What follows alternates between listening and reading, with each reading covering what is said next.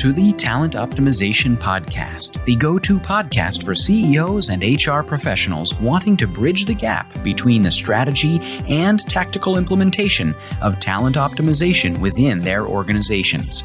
Through interviews, predictive index, and personal experience, your host, Traci Scherck, helps you discover the facets of talent optimization from both a CEO and HR perspective to truly create the dream team for your organization. Are you ready? Let's get started. Welcome to Elevated Talent Consulting. My name is Traci Scherck, and we are chatting about planning for 2022. And I love this time of the year, and I hope that you do as well, because we've already done our reflections. And if you have listened to the last two episodes of our podcast, the first episode in December, we chatted a little bit about how we reflect. What are those key things that we need to do when we reflect? And for us, it's looking back and it's celebrating those wins, those things that we did really well over the year, those things that we maybe missed on, and really understanding why. But the most important thing that we saw about reflecting is getting our team together and really understanding what worked and what didn't work as a team to meet what our business results are. And then last week, we chatted with Damon Clark. And Damon is another certified predictive index consultant, just like myself. And we brought him into our team to lead a talent strategy session with our team to really understand what are those things that we can't see ourselves. And yes, we do this work every single day. The thing is, the cobbler's children don't have shoes, right? Sometimes we miss the things that are right in front of us when we're an expert at it. So with that being said, we wanted to see what we could see from a neutral party coming in because we're so close to it. And there were so many amazing insights that came out of those conversations for our team. One specifically being that we needed to really celebrate our wins. So enough about us, but sometimes it's just helpful to hear kind of what that works and looks like inside of another organization. So I'm curious for your organization, what type of reflection have you done looking over the last year? And what project plans do you have looking into 2022? Because that's where that key planning work comes in. And it's always starting with what is that business strategy? And that business strategy specifically has in it whether it is what you're selling, the number of programs, the locations you're in, how you're going to go about doing that. What is the people strategy that you need in order to reach those business outcomes? And that people strategy, especially for our HR listeners that are listening in today, that people strategy is something you own, and it is a leadership strategy. So it's in collaboration and cooperation with your leadership team for what is it that they really need? Who are those people? What does the job need? And then we bring the people in. And then we need to take care of the folks inside of our organization. What do they need in order to be successful and feel fulfilled in their work and meet those business outcomes? Sometimes it is an alignment to the manager. Sometimes it's an alignment to the team. Sometimes it's the specific culture. So as you plan for 2022, there's three key points that we're going to look at today. And the first is identify what the outcomes you are looking to produce. The second is to identify what has stopped you from creating it in 2021. And the third is to align the strategy with the team doing the work. And we have some amazing clients that we work with on a daily basis. And we have one specific client that has come to us and said, you know, we are having a really hard time retaining current staff, right?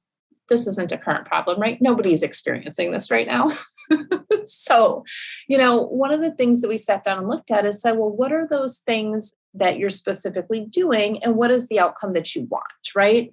And one of the things that they stated to us is, you know, we've got individuals coming to us that are amazing employees saying that they're going to jump to another organization across town for $1 or $2 an hour. We don't want to lose them. So we end up doing that. So it's completely impacting our compensation structure. And at the same time, now we have some disparities happening between our staff. So how do we incentivize our staff to stay, not just in the job, but actually stay their entire shift? So if a line finishes, it doesn't mean the job's done for the day. It means that there's still other things that we need to do. So how do we incentivize that? So this is one of those key things where we have a specific outcome. The specific outcome is that we retain staff at X percentage and that we have our staff X percentage of the time productive, right? So that might be that our staff are 90% productive, right? Or 80% productive, however you want to name that. Don't have it too high. Otherwise, your staff gets super, super stressed out, right? Think about what's the training time that's needed. If you have meetings, those are unproductive time, right? Actually, they're some of the most productive time, but they're not producing those results, but it's creating that cohesive in the team. So with that being said, with this specific team, we started brainstorming and saying, what are ways that we can increase the retention of the staff and increase their productivity to the percentages that this employer is looking for with some buy-in from the current staff. So, asking staff, what is it that they specifically want? They want their bellies full. That's one, right?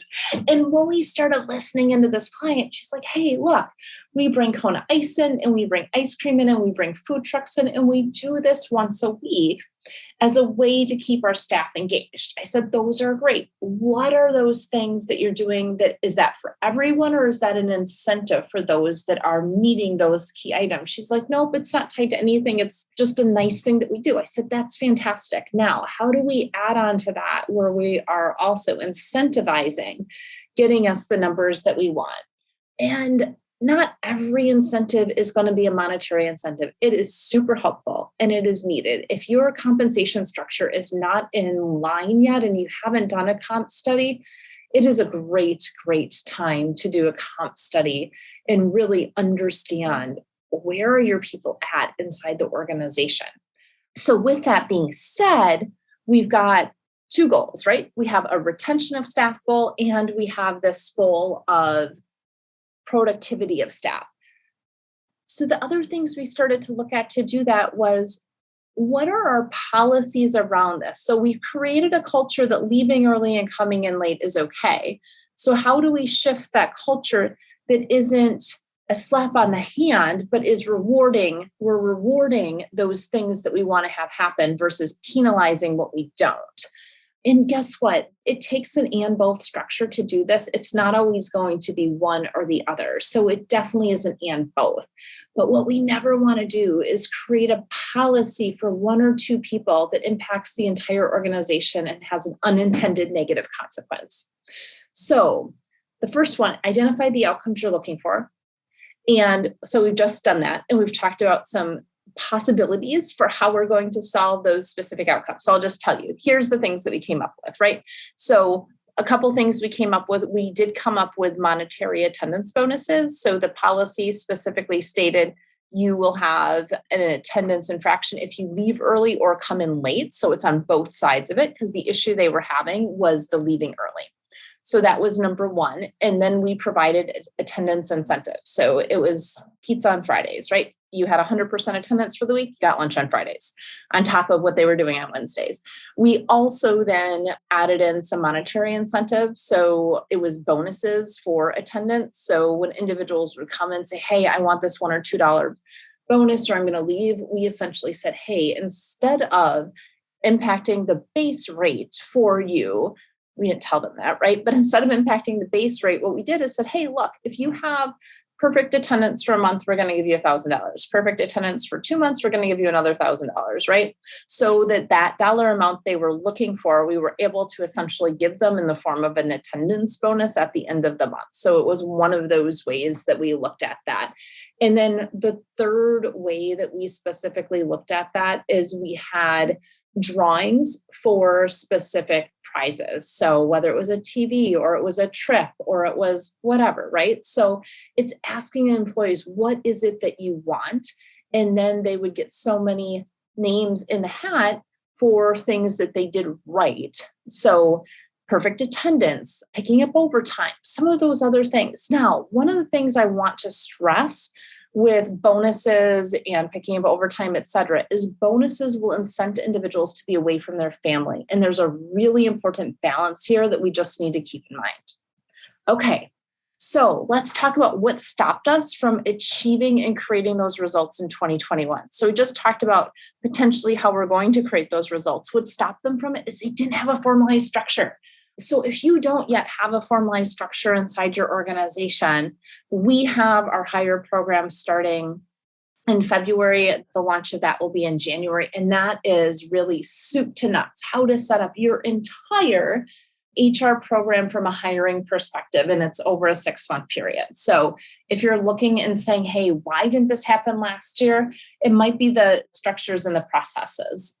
Some of those other things that you may have identified that you didn't have are the tools. Sometimes it is as simple as not having the right tools, whether that's a payroll tool, whether that is a tool like Predictive Index, where you can really see what does a job need and who is the person in the job, and do those two things align. Another thing is capacity. Are we asking our folks to do too much? And if so, how do we shift that and prioritize that so that they can focus and be super productive in the time that they're there? The third tip that we have for planning for 2022 is aligning the strategy with the team doing the work. So let me give you an example. I am a maverick from a PI speak, right? So a maverick is somebody that is an outside the box thinker. They are undaunted by failure. They are dynamic in what they do. That is what a maverick is, right? What a maverick is not is attention to detail and ensuring, so bullet points, right? And looking at things and saying, all right, what needs to get done when, and kind of pushing those things based on what is most important. Now, I know for our team to be incredibly successful, I must have someone whose strengths are my weaknesses, that is incredibly detail focused, that hits every single deadline every single time. And so what you need to look at in your team is what exact strategy is your team executing? And do you have the right players in that team to do it without someone burning all these calories? And they're not the calories you want to burn, right? Unfortunately, these are the burnout, calories, and not the calories to fit into size 4 jeans. Okay. So with that being said, we don't want our folks burnt out, right? We've talked all year about the Great Resignation. Burnout leads to resignation, and that is not what we're looking for. So when we can specifically align our team to the business strategy, we're able to do that. So we covered a ton today. So let me just do a recap. Identify what the outcomes are you're looking for and looking to produce. Identify what has stopped you from creating it in 2021. And then you want to align what the team is doing with the work to be done. One of the best ways to do that is using people data. So if you want to take the Predictive Index, I've got the link in the show notes for you. If you need a structure to put this whole thing together, we have that for you too. So with that being said, of course, we always end with what is a key takeaway for our CEO listeners. And that is to really communicate what are those business outcomes that you're looking for? What are those things most important to you in the C-suite? Because that needs to be aligned throughout the entire organization. And for your HR team, guess what? Know what your C-suite's looking for and be able to execute that people strategy that aligns with the business strategy and the business outcomes. Because that is how you're going to ensure that every individual is fulfilled in their work. And the leadership team is creating the container for that to happen while also hitting those business outcome goals. So with that being said, thank you for joining us. And not only this podcast, but all the podcasts that we've done over the course of 2021. Come back for 2022, where we're going to dive deep into mentoring. And with that being said, if you need some support with the strategy in your organization, check out the link that we have in our show notes where we talk about the Hire program, which will be launching in early 2021. Thank you so much and have a fantastic rest of your day. Thank you for joining us on this episode of the Talent Optimization Podcast. You'll find more tools and resources for CEOs and HR professionals looking to bridge the strategies versus implementation gap of talent optimization at elevatedtalentconsulting.com. We've also created a free, valuable resource for you to begin bridging the gap called the Talent Optimization Foundation Membership Program. You can access it for free at elevatedtalentconsulting.com/foundation. Be sure to tune in next week for another episode to learn more about talent optimization and creating a dream team for your organization.